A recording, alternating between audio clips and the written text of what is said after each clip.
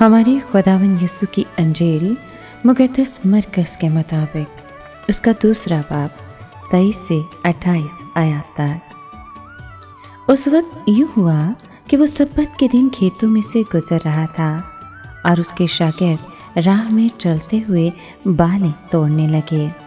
تب فریسیوں نے ان سے کہا، دیکھ، سبت کے دن یہ کیوں ایسا کام کرتے ہیں جو روا نہیں؟ اس نے ان سے کہا، کیا تم نے کبھی نہیں پڑھا کہ داؤد نے کیا کیا جب اس کو ضرورت ہوئی اور وہ اور اس کے ساتھی بھوکے تھے؟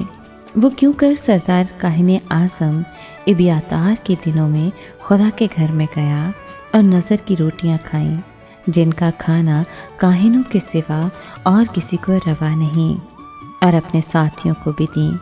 اور اس نے ان سے کہا کہ سبت انسان کے لیے بنایا گیا تھا، نہ کہ انسان سبت کے لیے، بس ابن انسان سبت کا بھی مالک ہے۔ پاک کلام کے پڑھے اور سنے جانے پر خدا کی برکت ہو، خدا کا شکر ہو۔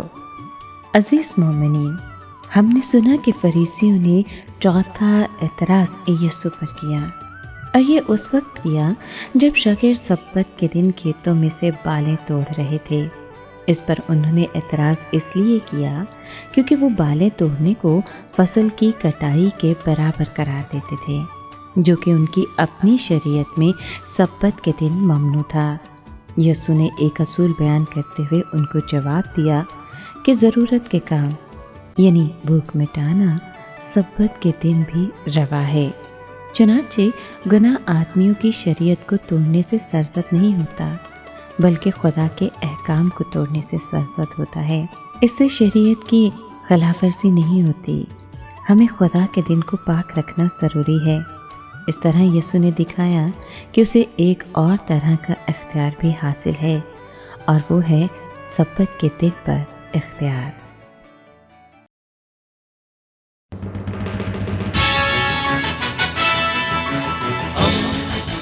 دوستی کا پیمبر، ریڈیو ویریتاس ایشیا۔